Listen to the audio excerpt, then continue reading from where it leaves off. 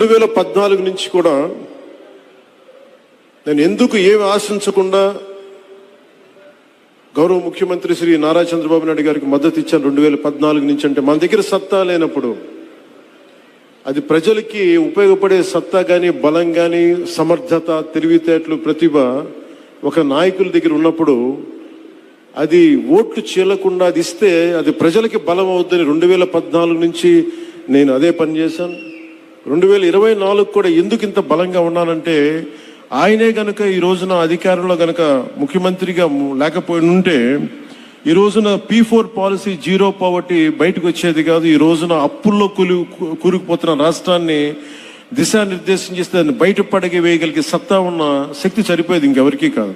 అందుకని మనస్ఫూర్తిగా కూటమికి ఎన్డీఏ కూటమి నాయకులుగా తెలుగుదేశం జాతీయ పార్టీ అధ్యక్షులుగా సమర్థవంతంగా కష్టాల్లో ఉన్న రాష్ట్రాన్ని మా అందరికీ మార్గదర్శకత్వం వహిస్తూ ముందుని నడిపిస్తున్న శ్రీ గౌరవనీయులు శ్రీ ముఖ్యమంత్రి శ్రీ నారా చంద్రబాబు నాయుడు గారికి ప్రత్యేకంగా ధన్యవాదాలు, కృతజ్ఞతలు, నమస్కారాలు తెలియజేసుకున్నాను. పవన్ కళ్యాణ్ గారు అద్భుతంగా మాట్లాడంటే తన మనసులో ఉన్నది చాలా బాగా స్పష్టంగా చెప్పాడు. అదేమిటంటే ఆయన చెప్పిన మాటలు చెప్తాను, నేను వేరేగా చెప్పను. మన దగ్గర సత్తా లేనప్పుడు ప్రజలకు ఉపయోగపడే సత్తా గాని బలం గాని సమర్థత గాని తెలివితేటలు ప్రతిభ ఒక నాయకుడి దగ్గర ఉన్నప్పుడు అది ఓట్లు చీలకుండా అది ఇస్తే ప్రజలకు బలం చేకూరుస్తుందని 2014 నుంచి చంద్రబాబు నాయుడు గారికి తన మద్దతు ఇస్తున్నాడట. అంటే ఏంటి ఆయన చెప్పేది?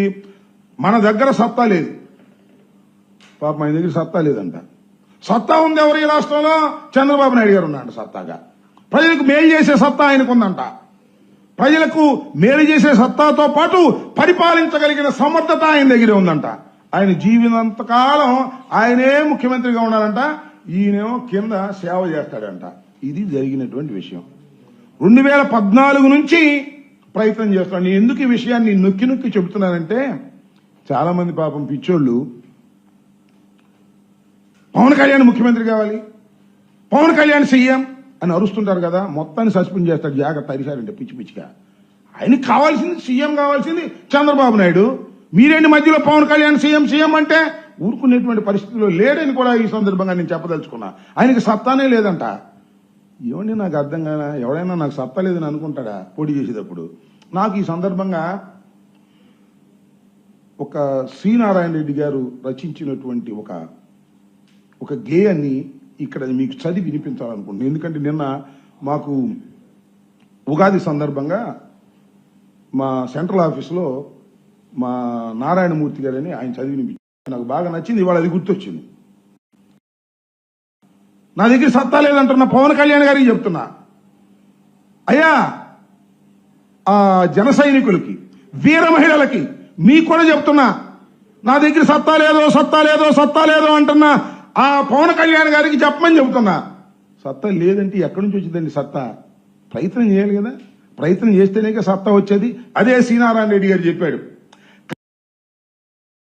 కరగనిదే కొవ్వొత్తి కాంతినెలా ఇస్తుంది, కరగనిదే కొవ్వొత్తి కాంతినెలా ఇస్తుంది, మరగనిదే నీరు ఎలా మబ్బు రూపు దాలుస్తుంది, మరగనిదే నీరు ఎలా మబ్బు రూపు దాలుస్తుంది, నలగనిదే అడుగులెలా నర్తించబడతాయి, మలసనిదే రాయి ఎలా శిల్పంగా మారుతుంది, మలసనిదే రాయి ఎలా శిల్పంగా మారుతుంది. అయ్యా పవన్ అన్నా, అసలు నువ్వు ప్రయత్నం చేస్తే కదా.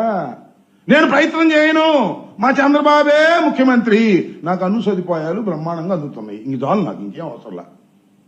మళ్ళీ సదుపాయాలంటే వాళ్ళ కోపం వస్తుంది. నేను చెప్తే వాస్తవం చెబితే మళ్ళీ కోపం వస్తుంది.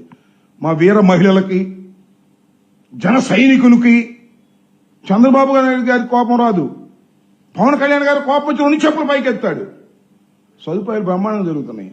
సదుపాయాలు అంటకంటే పాత మాటే, ప్యాకేజీ బ్రహ్మాండంగా అందుతుంది.